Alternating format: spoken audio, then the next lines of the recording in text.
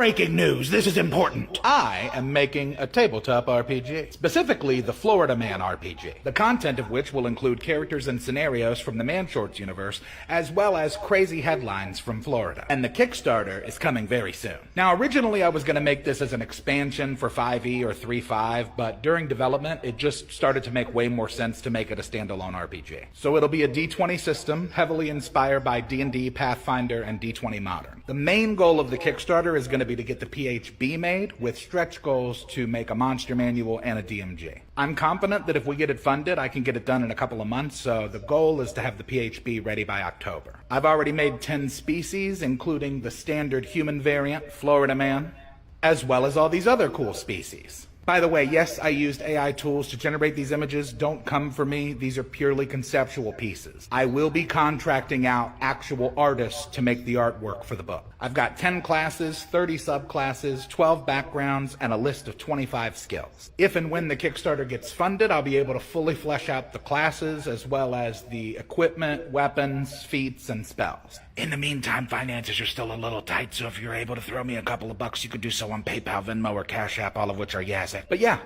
that's all. That's the news. Florida Man RPG incoming. Keep your eyes and ears open. Breaking news.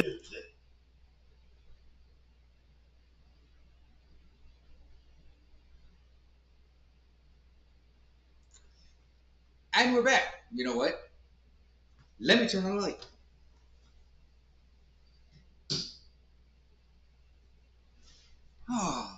Let me light up the situation. Welcome in, everybody. This is the 21st episode of Rogue Bard Advice, or Rogue Advice. I am your host, the Pirate Archaeologist. People know me as Pirate, the Pirate Archaeologist, the Rogue. Some call me Chris. The pirate wife calls me husband. Yeah, so we're back. And we're still in the same location. We haven't moved, which is a good thing. Tonight's episode is revisiting. There are some questions that people have asked me in roguebardadvice@gmail.com. They want to know more about the Pirate Archaeologist. So we're going to revisit some of the questions that were already asked to inform our new members, our new visitors from the chat. And I'd like to take this time to welcome everybody in the chat. Bacon, Jim, Lady Lee, Crimson Honda, Rose, Jake, Kirk, Ron, Ruby's in here probably. Gray, welcome in. Welcome in. Teeny is in. Mezzy is in. Welcome, everybody. Welcome.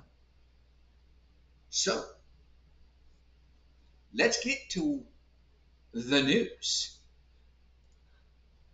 So I was scouring the internet earlier this afternoon to find some news.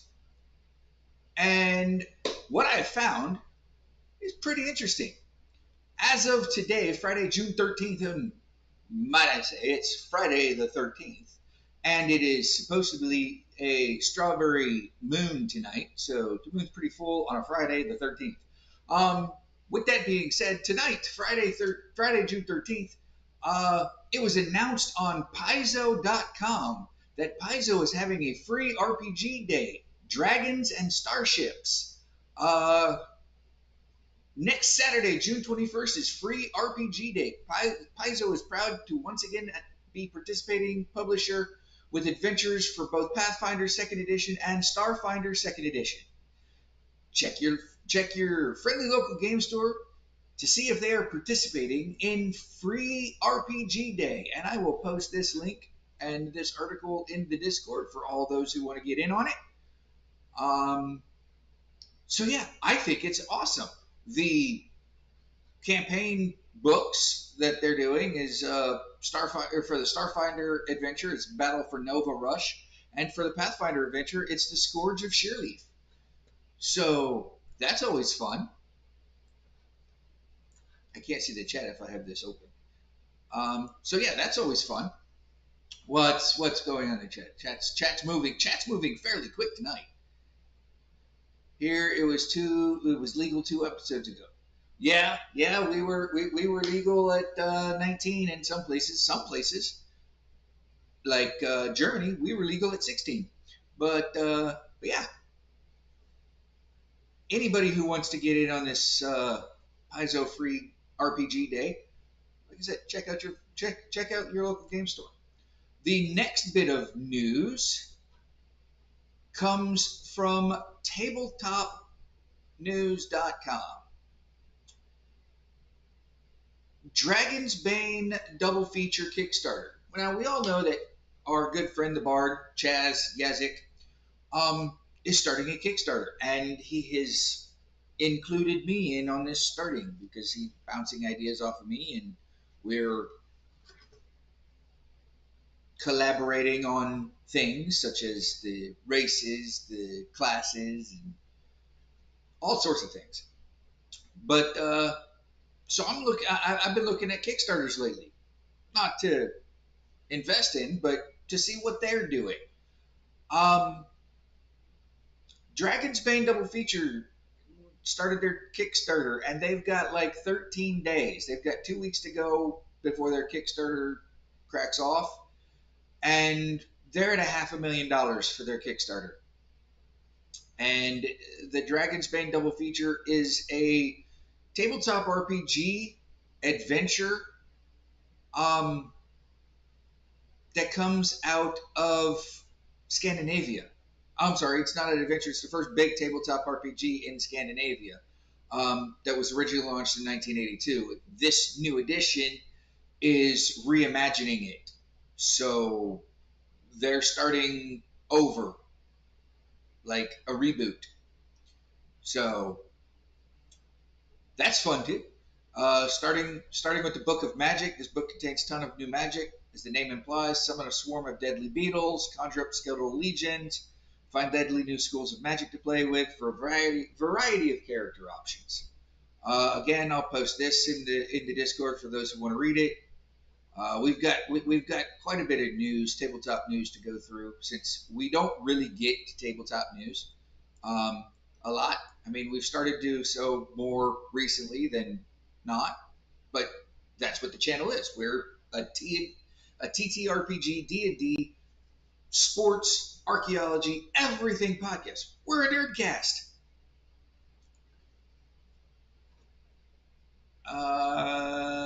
Nope, that's not what I wanted. There is a new D&D video game coming out. The developers are Giant Skull, which was founded by Stig Asmussen. He previously directed the games Star Wars Jedi Survivor, Star Wars Jedi Fallen Order, as well as God's War 3. Variety has said that they have partnered with Wizards of the Coast, and that Wizards of the Coast is moving on from a fairly well-known and well-played D&D game that just recently came out. They're moving on from their Baldur's Gate series. Their license and publishing and pact that they made with Larian has ended, so Wizards is partnering with Giant Skull to create the next D&D video game.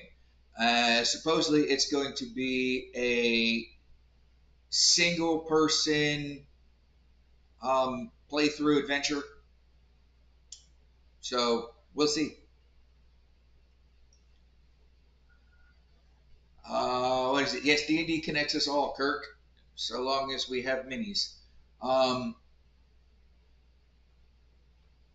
So sad that there's been no movement on the Discord TTRPG. If you want me to go over that, Gray, I will next week. I will have to do some digging.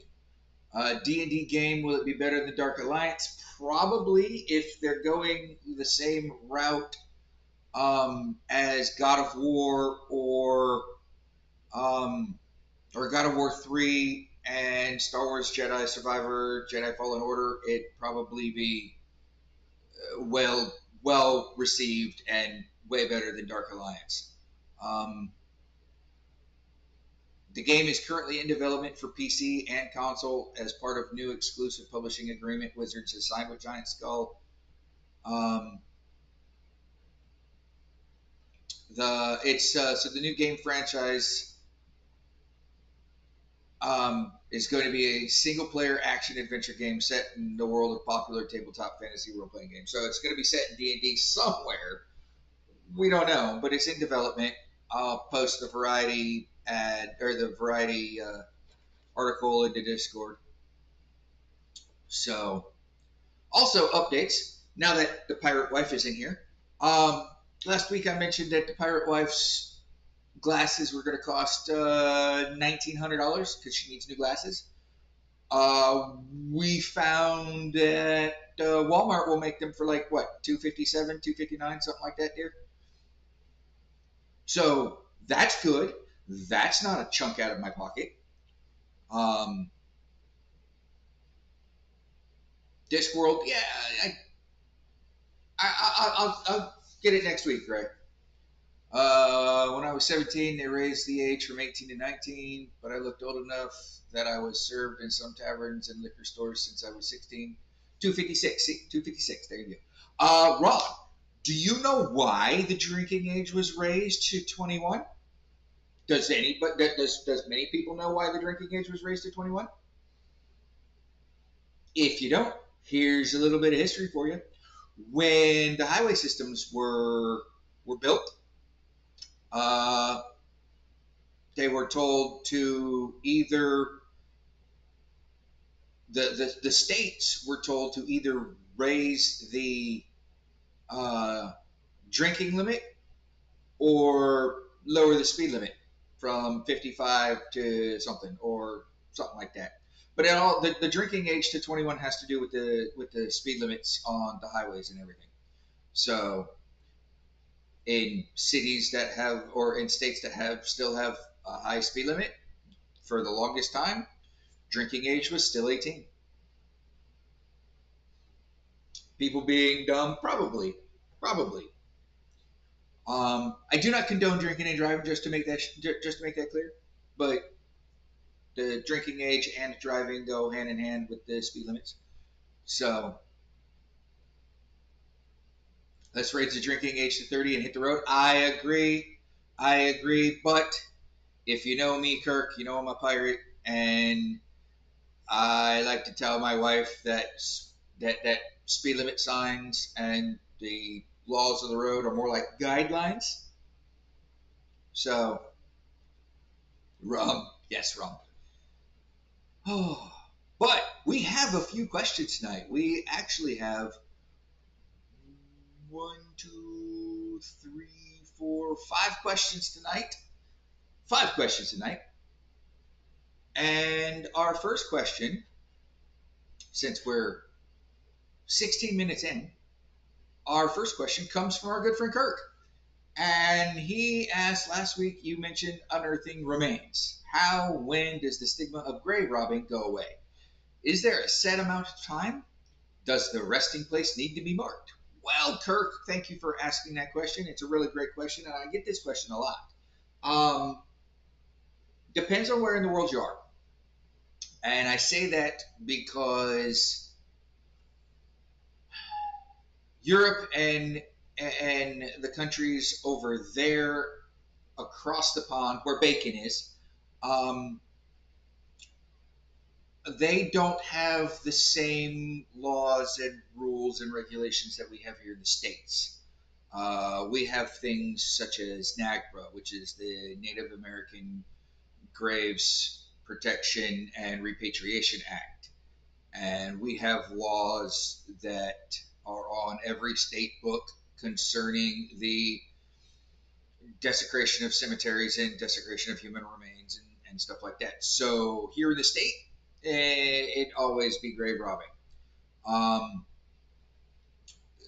For something to be, and Morgan, my good friend Morgan, who's also an archaeologist. If you follow him on the Talk of Tick, he is Archeo Wolf. He will go as far as to say that it's always grave robbing, no matter what it is, which I agree.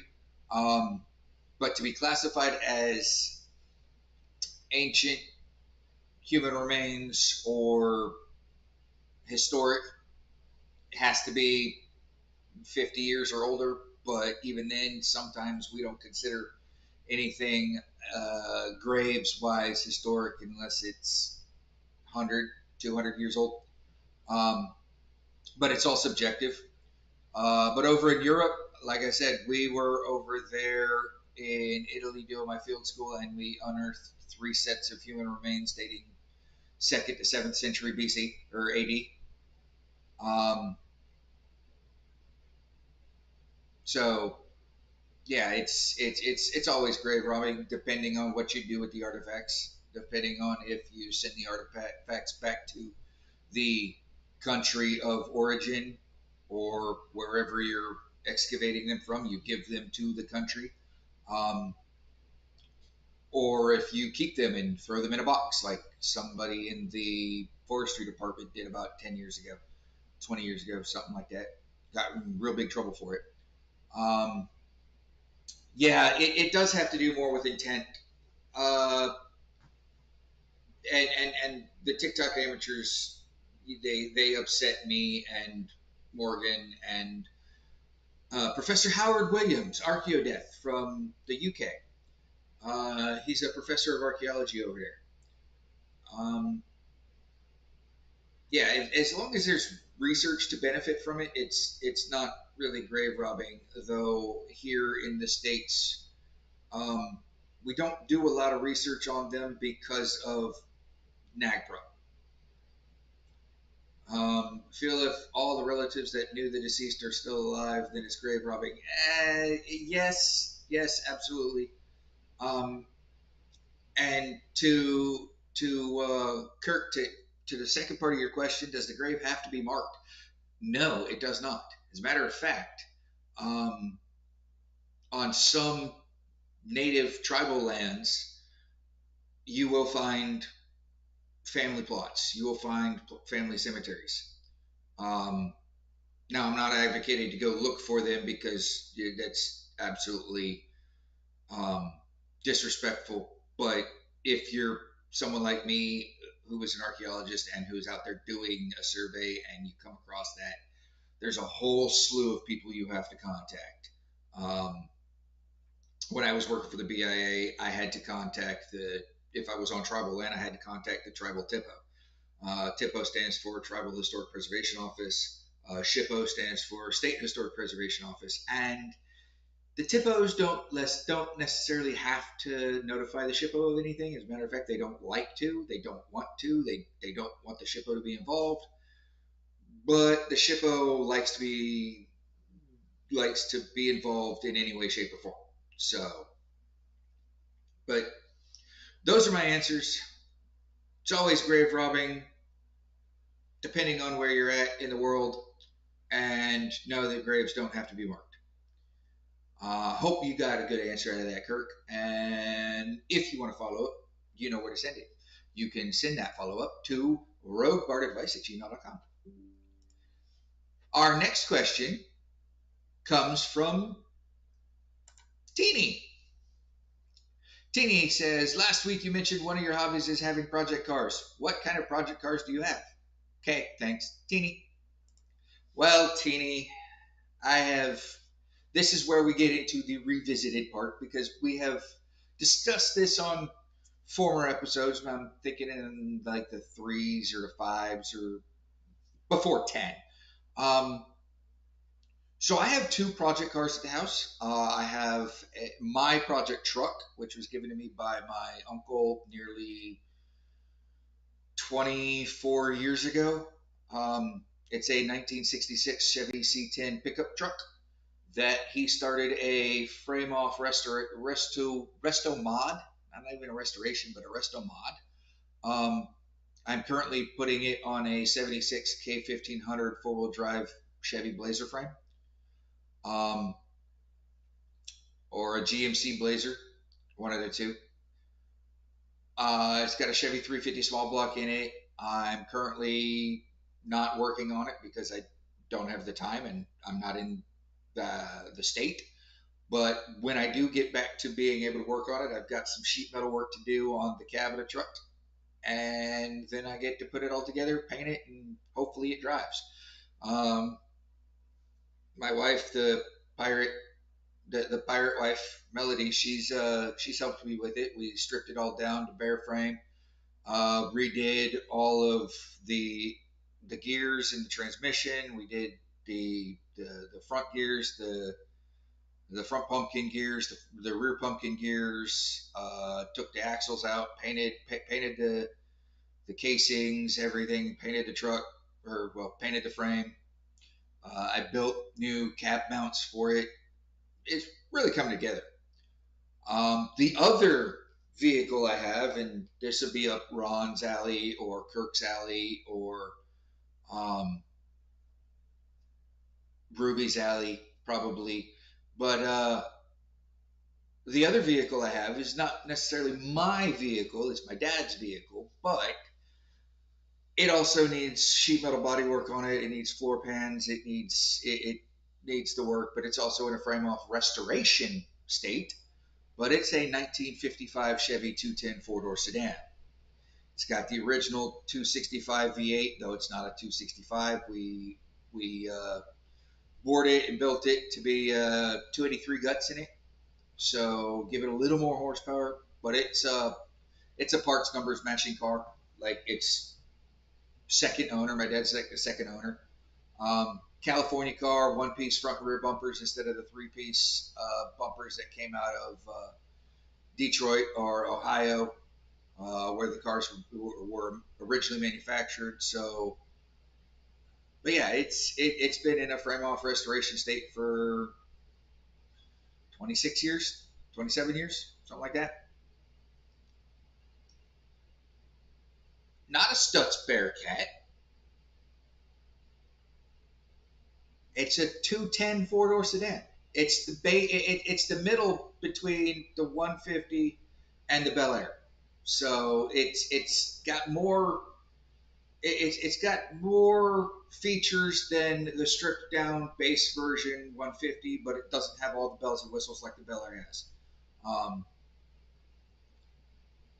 71 Mercury Cougar. I like the Mercs. I like the Mercs. If I had a car that I would want to build after I get the truck done, I want to do a lead sled. I want to do like a 56 to 63 Merc, chopped and dropped.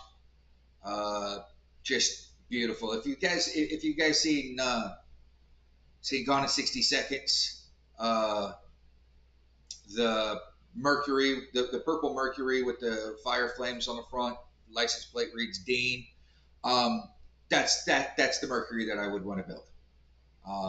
So yeah, what's going on in chat? There's even ancient stuff. You have to inform authorities of human remains here. You do here too, Bacon. You do here. You do here too. Even if it's Bronze Age, triple cremation burial.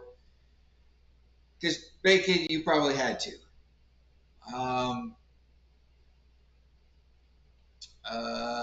My wife is a history buff in her own right. Yep. Didn't have the big fins of the 57 sleeker. Yeah, it didn't have the. Yeah, no, it's a 1955. It's exactly. It didn't have the big fins. It had the single hood bird on the middle of the hood. Uh, da, da, da. VW Karmann Ghia. I actually had a friend of mine who was building a VW Karmann Ghia when we were in high school. Tragically, he passed away driving home one night, not in a Ghia, in his little pickup truck. Fell asleep at the wheel and crossed lanes and head on into a semi truck. Was not fun. So, well, Teeny, I hope that answers your question. I, like our good friend Archaeo Wolf, I have plenty of vehicles at my house. those are just the 2 project cars. I have a 2010 Dodge Charger RT. I have a 2008 GMC Envoy. I have a 2010, or do I? Yeah, my wife has the 2010.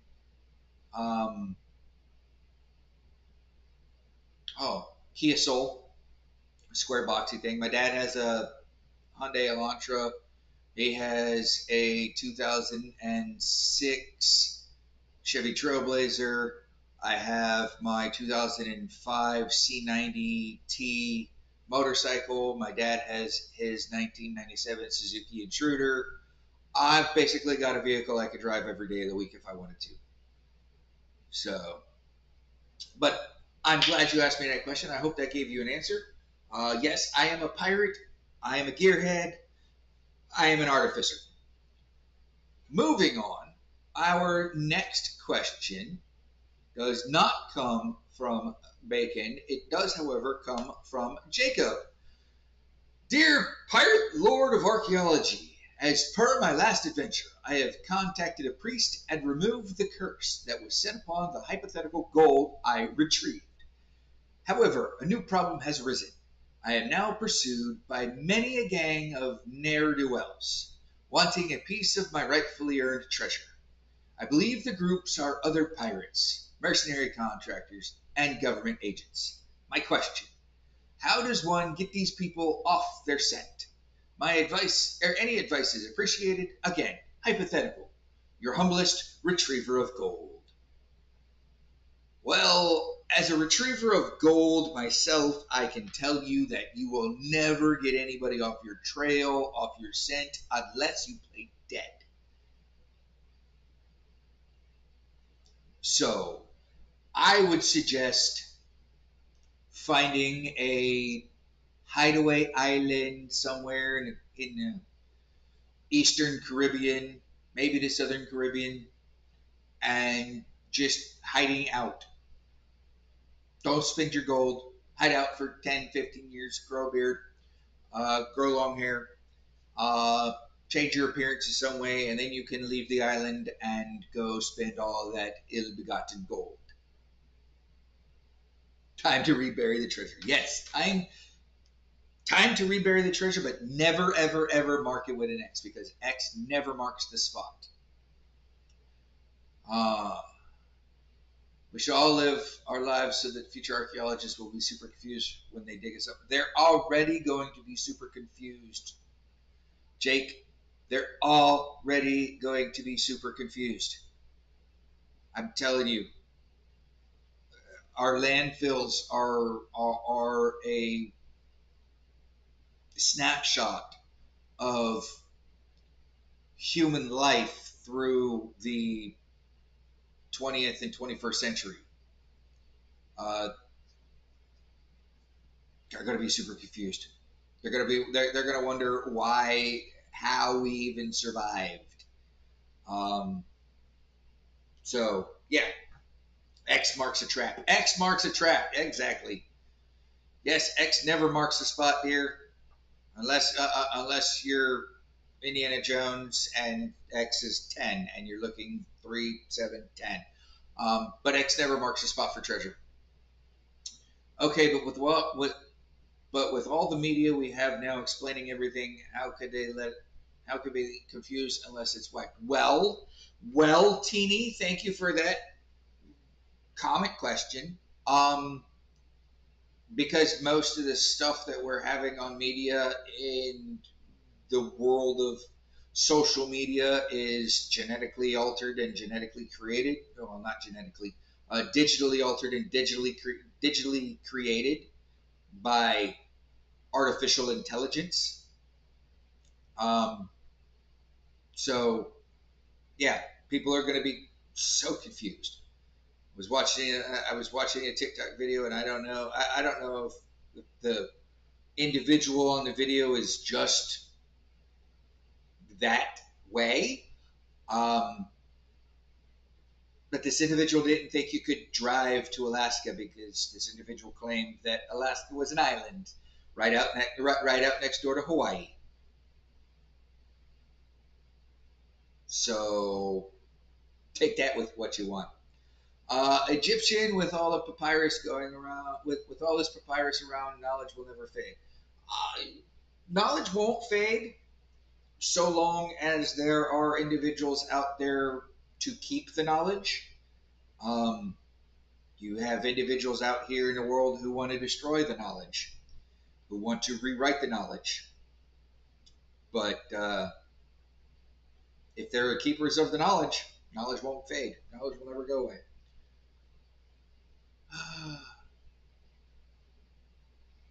Yep, Carl Odin, people like him who avoid social media lead peacefully. Yep, they do.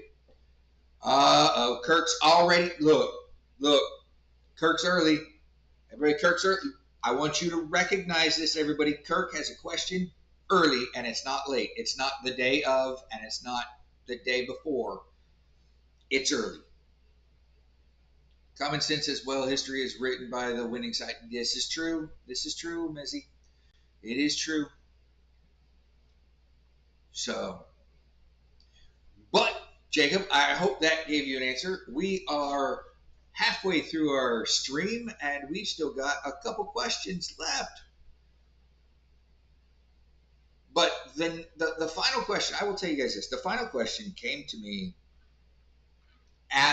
immediately after last week's stream, and it came to me through the Discord. By the way, if you're in the Discord, please, if you're not in the Discord, please join the Discord. If somebody from our Discord would like to post a link to our Discord, that'd be great. But please join the Discord. You get notified that we are live. If you like what you're seeing here on Rogue Device, subscribe, like, share the stream. I mean, if you don't join the Discord, hit the little notification bell. That way you get notified that we go live.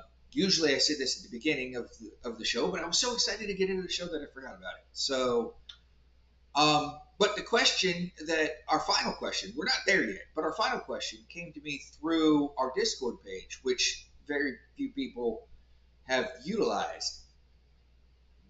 There's a spot on the Discord page that you can actually write in a question for future episodes of Rogue Advice. It's right there. So I am glad that Gray did that. That's one of the first times it's happened. Well, at least in a while. But our second and last question comes from, again, our friend, the unpainter of minis himself, Kirk. And Kirk asks, what do you think the Roman dodecahedrons are? Bonus point if it's for an ancient lost Roman TTRPG. This is a fun question, Kirk. This is a really fun question. I think that the Roman dodecahedrons that you're talking about, that have no numbers on them or anything, what are they, bronze, stone, were they carved? Who knows? The dodecahedron is probably the world's most historic item. Every civilization had some sort of dodecahedron. So to say that it was part of a ancient Roman TTRPG, possibly. I mean, you guys know I was in Italy, and we excavated a 6-sided dice. I'll have to find the video of that.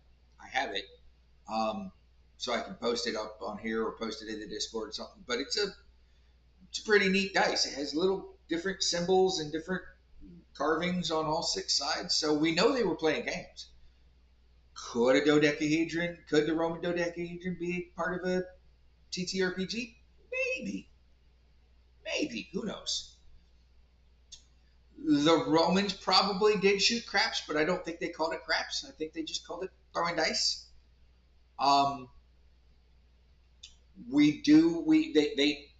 There are evidence, and there are museums in Italy where I was at that actually have complete sets of 6-sided dice, so we know they were playing dice games.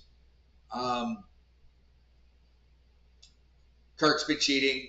130 found copper bronze, mostly in Celtic areas during Roman times. Well, then maybe they're not Roman.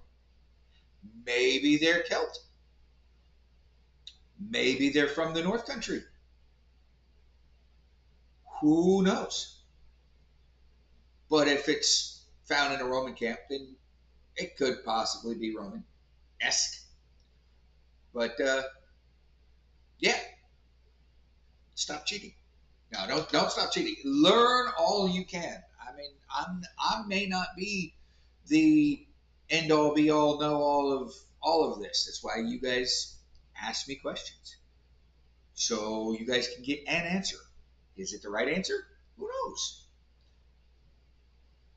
But our final question of the evening, before we get into our deadly dungeon and our chat and our good things for the week, this one comes from our new friend Gray. And it's a long one. And I'm going to need the chat's help for this one because I don't know much about Strand.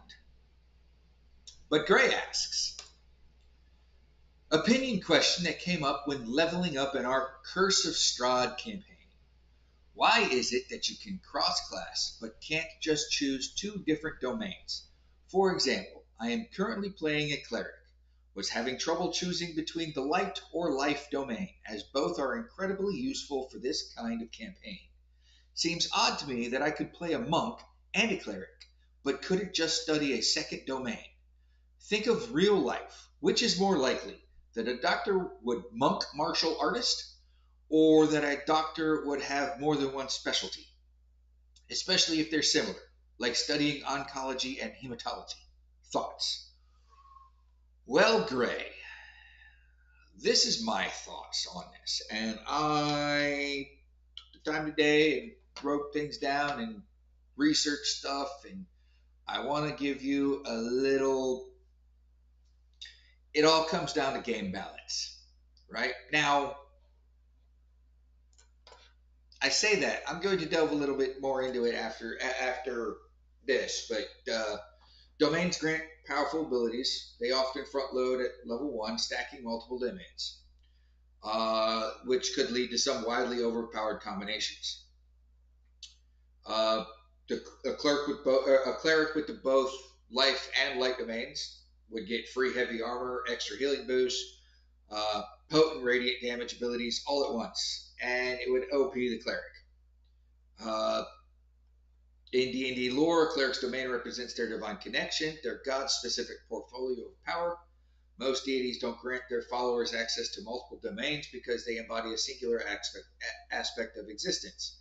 A cleric of Palor, for example, is expected to embody either life, healing and vitality, or light, radiance and fire, but not both simultaneously. It's a matter of focus, choosing one path to best suit their deity's will. Mechanical precedent. Multiclassing represents learning entirely new skills, often requiring years of training or divine intervention. Domains, however, are tied to cleric's calling rather than their personal study. They are granted their domain's power by their deity. So that's pretty much it. It's a balance issue. Now, feat choices, you can have a broader divine expertise by doing a few things. You can have different feat choices. Something like Magic Initiate could let you pick up spells from another domain. Homebrew options. Some DMs allow their clerics to swap domain spells or to create hybrid domains. And multi-classing into a cleric again, some DMs, and this is where I'm going to get into it more, some DMs allow a second cleric subclass if it fits the story. Going off of that, rules as written issues, multi-classing restrictions, the rules don't officially allow you to multi-class into the same class again. When you take a level of cleric, you're progressing in that class, not starting over with a new domain. However, there are DMs, there are situations where I have seen and I have had an individual instead of leveling up in, for instance, a rogue, instead of leveling up a rogue assassin into a level 2 rogue assassin, they would be a level 1 rogue assassin, level 1 rogue something, or a level 1 monk something, a level 1 monk something as a multi-class. So it all depends on your DM, if your DM will allow it. It depends on what style of game you're playing, what type of game you're playing. If you're playing a high-powered campaign and you're level dependent, as a DM, I might allow you to take a second second cleric domain as a multi-class, but my caveat with that to that would be you're a level 10. You have to get to level 10 or level 12 in your first domain before I'll allow you to take a second domain. Stuff like that. It's all about balancing. It's all about the balance of the game, delayed progressions. You'd be behind on spellcasting with delayed progressions, hit points, and overall effectiveness compared to a straight cleric. At level 3, you would only have second level spells, while a multi-class cleric would still be stuck with only level 1 spells, for instance. So, yeah. Let's see. Sometimes you don't choose the deity chooses you. Yes, absolutely. Can't believe you can't have. I believe you can't have 2 domains because you can only worship one deity. Deities don't want to share power. That's absolutely. Game balance, likely the reason. You could explain it in game by saying that's how gods work. They want you to focus. Yes, you talk, I talk. You talk, you talk, I talk. You talk, I talk. Focus. Sounds like it should be a DM decision. May be there to prevent OP characters having multiple helpful abilities in one character can be a problem too. Take them out and your party's screwed. Exactly. And it might depend on you. If your DM knows you will stay with the story and not overpower break your character, they might allow it for flavor. Absolutely, they might. I have been invited to play in a online D&D game by a good friend of mine, Fox, and he just read my backstory, and he came back to me tonight with some changes that he would like to see in my backstory, and it's perfectly fine. I took a 5th level character that I was building and scaled it down to a 3rd level, and some of the things just don't work for a 3rd level, and that's entirely his call because he's the DM. That's why you choose a backstory and everything else and get DM approval for what you want to play and how you want to play it. Yeah. So it's all DM based. Now we get to the fun part. I hope you got an answer there, Greg. I really do. And because it's challenging to balance gameplay as a DM and player. So, but yeah. But now we get to the fun part. It is time for this week's Deadly Dungeon. As last week, you guys know that we were going to pit robots versus werewolves, and not just any robot, because you guys in Discord chose the robot. You guys chose Bending Rodriguez as the robot to go against the werewolves, which I am down for. I am absolutely down for that because Bender from Futurama is an absolute beast. Absolute beast. But let's go. Let's see. Before I give you guys the results of the poll, let's see what makes this fight so interesting. And let's see what my proprietary software has stated who the winner should be. Yeah, Fox sent me an invite. It's gonna be me and Archeo Wolf and Popo Blanco, and a few others that I don't know yet. So you missed it being Bender bots? What? I almost always multi-class, but I've never had a campaign stick together long enough to get to level 20. My current monk, however, is staying pure at 14. That's cool. I like monks. I like monks. The first ever monk I came across in a game was a buddy of mine. He was playing it. We were in Iraq, and he took the he made himself a drunken monk feat. Well, not a feat, but he took the class, the subclass of, or the prestige class of drunken monk. So if it's not Bender, I would like to rage. Look. All right. So let's get into it. Okay. Let's get into it.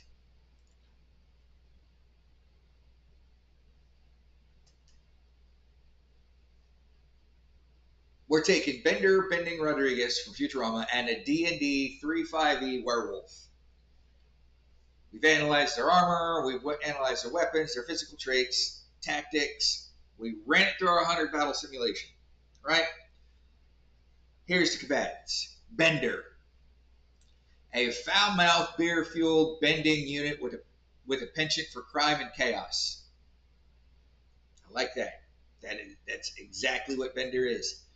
Weapons and gear. Bender has extendable arms. He can stretch and bend objects, used for grappling. He's got a built-in flamethrower, can unleash fire attacks. He's got hidden blades and guns, has been shown to store weapons inside his body. And he is alcohol-fueled. He runs on booze. If deprived, his performance drops. For armor and durability, he's got a steel body, resistant to most physical attacks, including claws and bites. He's got self-repair. He can reassemble himself after being damaged. His tactics are brute force and unpredictability, using dirty tricks and unconventional attacks, and taunting and psychological warfare, frustrating opponents into making mistakes. While the werewolf, the D&D 3.5e lycanthrope, is a savage, relentless shapeshifter with supernatural resilience. Weapons and gear, they've got claws and bites, natural weapons with high damage output. They've got no armor. They've got a natural AC bonus, relies on supernatural resilience rather than physical armor. Their abilities and traits, strength and endurance, enhanced physical stats, make it brutal in melee combat. Damage reduction, 10 to silver. Standard weapons basically hurt them unless they're silver. We know this. We went through this last week when it was Vikings and werewolves. Or was it Vikings and werewolves? No, it wasn't Vikings and werewolves. It was something in werewolves. Anyway, scent and tracking, can hunt enemies even in darkness or obscured environments. Emotional damage. Yes, Bender is emotional damage. I feel bad not choosing werewolves, but it's Bender. Team Jacob means nothing at this point.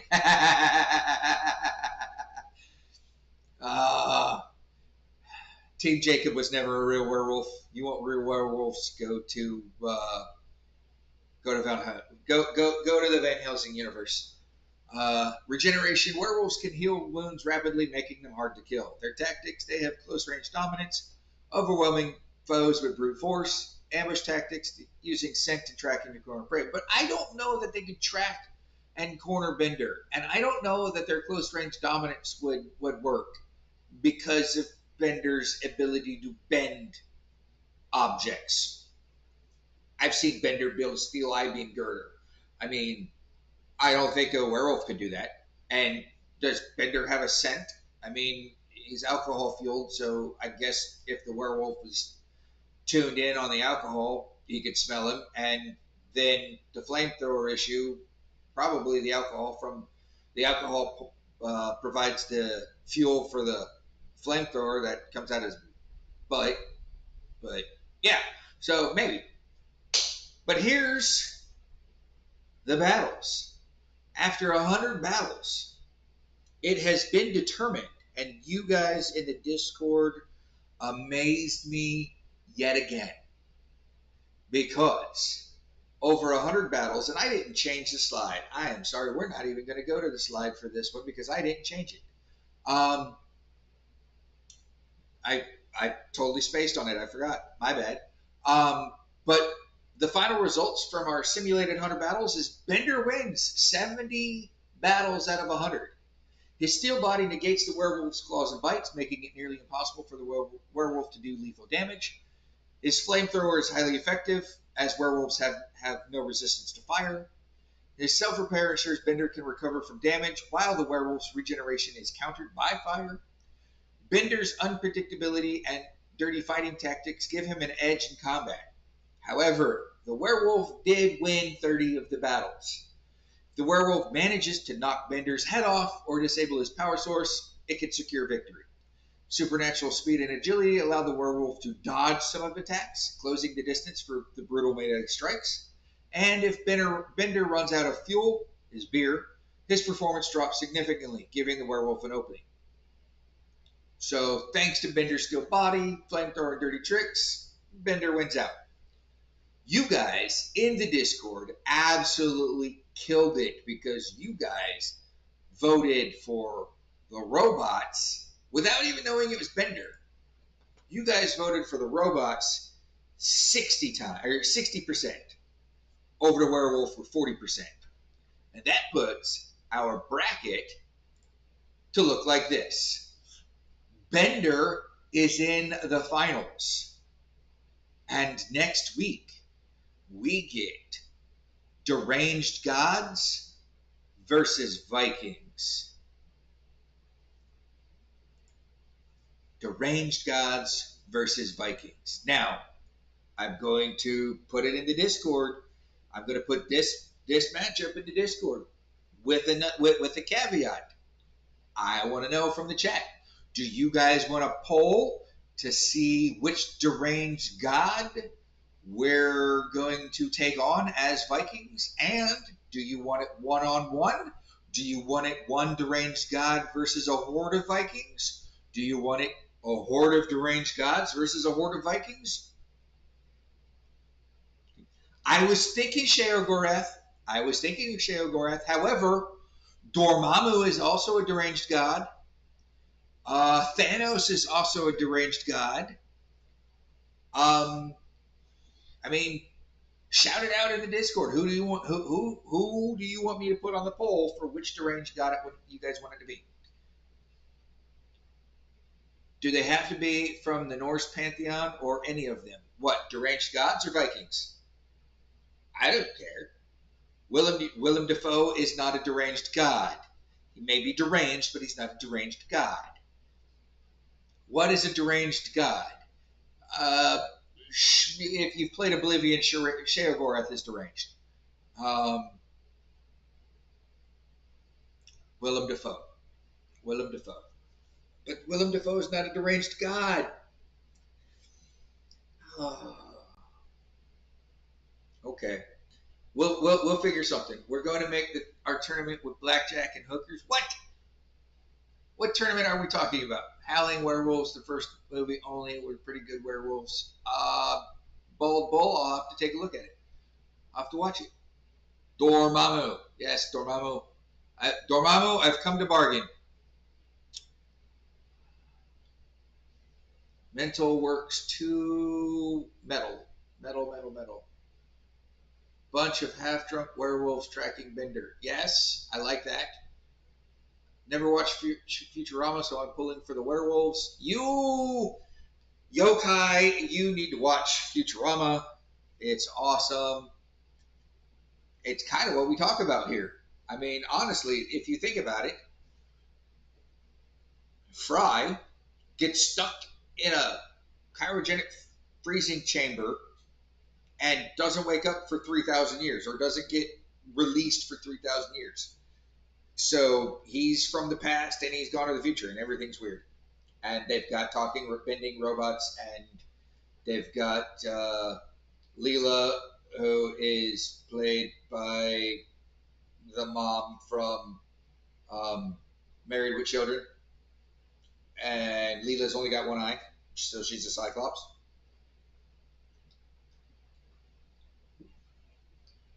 And then you've got a talking crab and the professor.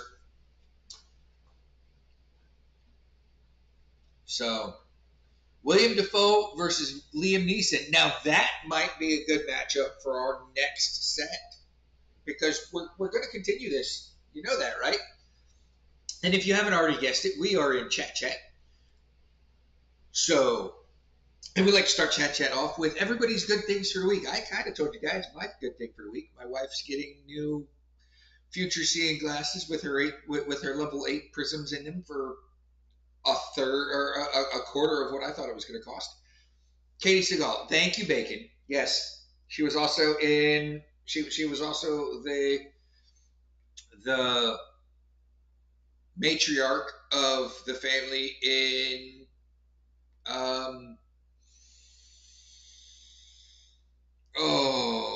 motorcycle TV show. What is it? Yeah, Teeny got a new car. Sons of Anarchy. Thank you, Bacon. I knew you knew it. Jim knows it too. Married with Children. She was Peg Bundy and Married with Children. She was Peg Bundy and Married with Children. Also, that's also a matriarch. She plays a lot of good matriarchs. Maybe we do a battle with people. I mean, who knows? Good thing of the week. Kirk's got a big can of flavored popcorn cheese, caramel, cinnamon, tasty. I like those big tri-mix popcorn buckets. I do. And yes, yay for the pirate wife. She's got new glasses coming so she can see. Yay. No, I'm glad my wife's getting new glasses. She hasn't had new glasses in years because she has to go to a neuro-ophthalmologist to even get a prescription done. So she can't even regularly go to an optometrist. She has to go to a neuro-ophthalmologist. And getting into seeing the neuro-ophthalmologist is like a 7-year waiting list. 5-year waiting list. Mezzy got to meet Debbie Dunning. She's a super nice woman. You also, Mezzy, got to meet Weird Al a couple months ago. Katie Seagal versus Terry Farrell. Okay. I would have gone with Katie Seagal versus Terry Hatcher. I mean, I like that matchup. I mean, who doesn't like Katie Seagal versus Lois Lane from The New Adventures of Superman? Or Lois and Clark, The New Adventures of Superman, sorry. On Sunday, Father's Day, I get to go fishing early and play D&D later. That's pretty good. Yes, that is awesome. Anytime you get to play D&D is awesome. So my D&D game that I got invited to will start on, not this Saturday, it will start on a Saturday in the near future. So first week in the bag at Bacon's new job. Woohoo! Yes, absolutely. Jake went to a Flo Rida concert. It was super fire. That's pretty cool. My lady Lee is going to see Voltaire tomorrow at a goth club. Yes, I know this. That is awesome. Have super fun. Terry Farrell, not Dex, but from her role on Becker. I like that. I like that a lot. Okay, I can see that. Yep. Macy B, funny thing, Debbie remembered me from back at Con in 2020, which was crazy. I don't know if that's a bad thing. Well, look, if people remember you, if people know who you are, if famous people know who you are, that's kind of a big deal. I guarantee you that if you meet Weird Al again and you say you like his shirt again, he's going to say, I like your shirt again too.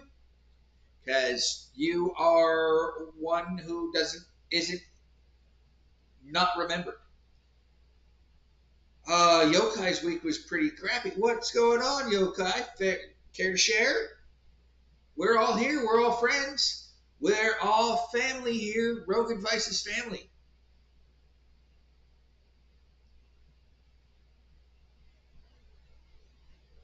And we do hope next week is better for you, Yokai. But yes, Friday or Saturday is, or not Saturday, Sunday is Father's Day. Well, we wish all the fathers, prospective fathers, uh, adopted fathers, stepfathers, non-fathers, anybody who's got dad jokes. We wish you a happy good day. Ron finally fixed the PEX plumbing under the bathroom sink in the trailer. Nice, nice.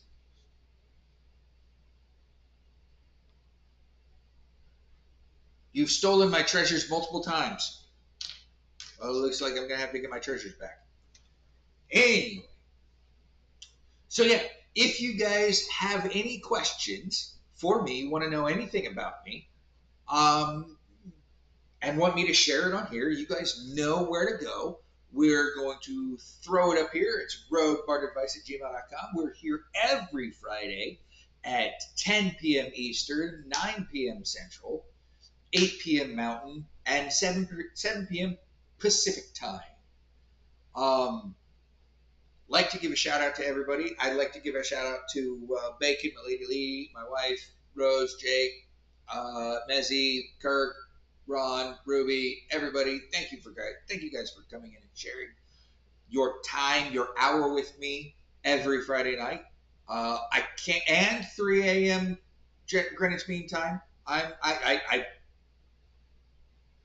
3 a.m. Greenwich Mean Time. I like that. But yeah, we're here every Friday having a great time. Please, if you haven't already, please join the Discord. We have fun over there. Sometimes we have cookies. Sometimes it's a cookie monster who just is a meme. Um, you don't know what you're going to find when you get over to the Discord. But that's where we all hang out. We hang out there throughout the week, and I get verbally attacked. Not really.